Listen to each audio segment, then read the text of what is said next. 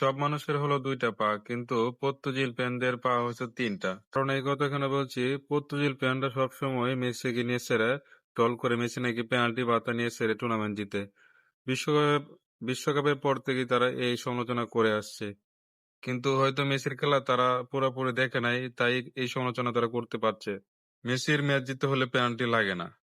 Messi ২০২২ বিশ্বকাপের পরে কয়টা পেনাল্টি গোল করেছে আর পর্তুজিলদের আব্বা কয়টা পেনাল্টি গোল করেছে এটা একটু হিসাব করে দেখবেন।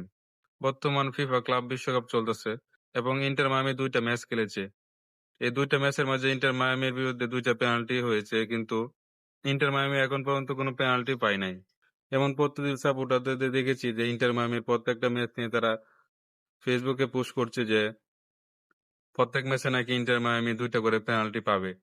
আর এই বাতা নিয়েই নাকি ইন্টার মায়ামি জিতবে। কিন্তু আসলে ইন্টার মায়ামির কোনো বাতা লাগে না। এবং প্রত্যেক ম্যাচে মেসি অসাধারণ পারফরম্যান্স করে যাচ্ছে, এটা আপনারা দেখেছেন।